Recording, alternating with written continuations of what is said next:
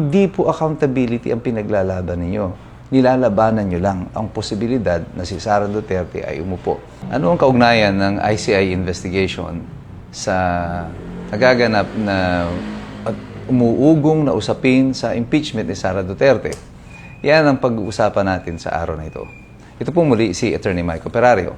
Noon pa man, sinabi ko na, bago pa man na-create yung ICI, na nag-iimbestiga pa lamang sila tungkol dito sa mga flood control, pagkatapos na si Ping Lacson ay mag-assume ng leadership ng Senate Blue Ribbon Committee, sinabi ko na mukhang ang target nito ay ang impeachment ni Sara Duterte. Paano? Well, tignan niyo yung mga senador na tinatarget noon para ma-involve dito sa flood control.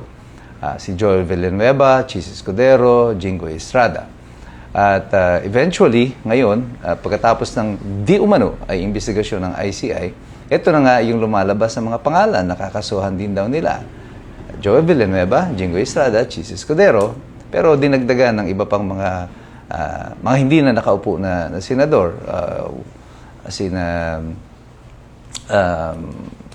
Bong Revilla, si Nancy Binay, at saka isinama rin pala ang isa pa na nasa majority, lumulutang din ng pangalan, si Mark Villar. So, apparently, sa lahat ng kakasuhan nito, magkakaroon lamang ito ng adverse effect doon sa bilang ng mga senador na pumapabor kay Sara Duterte.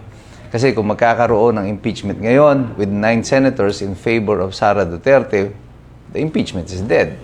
Ngayon, kung mababaliktad nila ito, si Bato de la Rosa ay papaaresto nila, kakasuhan si Villanueva, kakasuhan si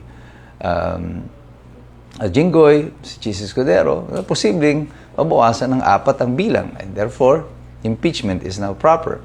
Iyan ang computation na binibigay ko. Noon pa, sinasabi ko sa inyo that this is a possibility. And habang papatapos na po yung taon, makikita ninyo, nag-iingay na naman dito sa Kongreso, yung mga pink, yung dilaw, at kunyari, yung yun naman ang tinitira nila, accountability, yung confidential fund, pero ang direksyon ay kagaya na sinabi ko noon, bubuhayin na muli ang impeachment under the guise na kunwari ito ay nasa proseso lamang ng paghahabol doon sa mga culpability, may liability. Nakakapagtaka dito sa mga ito, sa mga pink, sa dilaw, sa pula. Liability ang hinahanap nyo doon sa 125 million, pero doon sa bilyon-bilyon na nawawala na pera, ay tahimik na tahimik kayo.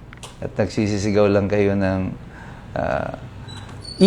kulong na yan, mga kurakot. Diba? Masaya na sila doon para magmukha lang kunwari na meron silang nagawa. Pero sa totoo, hindi naman nila mapangalanan. Sino yung mga kurakot na sinasabi nyo? Si Romualdez nga, hindi nyo mabanggit yung pangalan eh. Diba? Lalo na si Bongbong Marcos. So, nasaan yung pananagutan na sinisigaw ninyo? Wala. Pakiramdam lang nila, ang taong bayan, hindi nyo alam kung ano nangyayari. Akala nila, we will all be fooled ng mga theatrics na ganito. Na kunyari, merong call for accountability. There is none.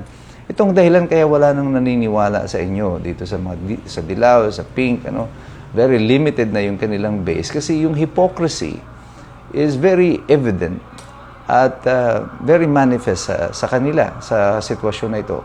Nakikita ng taong bayan na hindi po accountability ang pinaglalaban ninyo.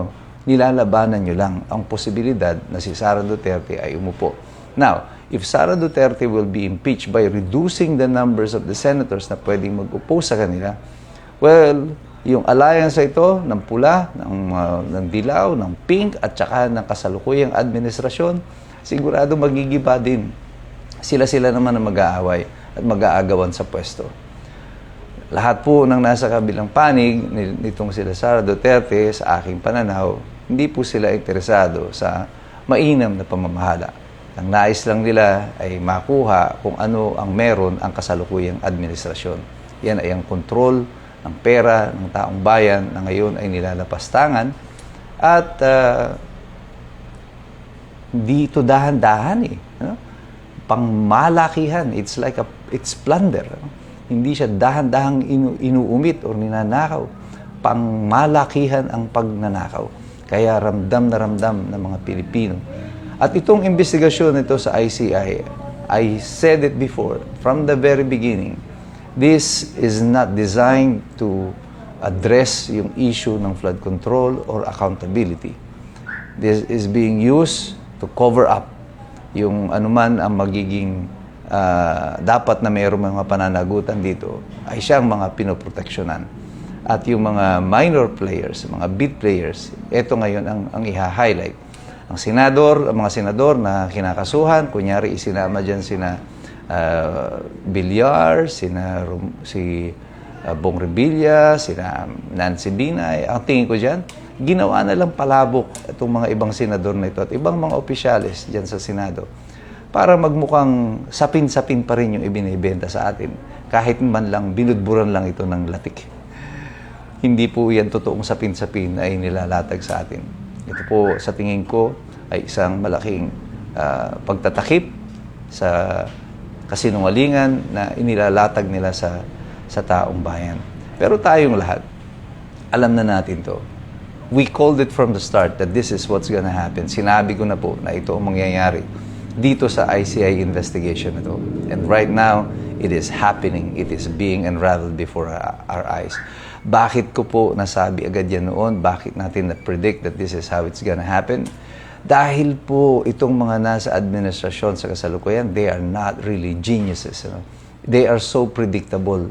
Simpleng-simple at payak yung kanilang mga pag-i-strategize. Alam na alam mo agad kung saan papunta yung kanilang mga ginagawa. At lahat ng direksyon na pupuntahan ng kanilang mga ginagawa ay hindi po mabuti sa taong bayan. And that is why tayo po na naririto sa kabilang hanay, opposite to the government at the moment, tayo po dapat patuloy na nagpa-participate. Hindi po totoo na kapag yung social media lamang ang ginagamit natin na platform, ay wala po itong impluensya, wala po itong dagok. All over the world, the social media influence on policy making has been made manifest. Dito lang sa Pilipinas bakit ba nagdeklaro ng presidente, sinabi niya yung mga kasamahan niya, mahiya naman kayo. Wala pa namang mga kaso na naisampa nun, wala pang rallying nagaganap, puro baha pa lang. It's because of the influence of social media.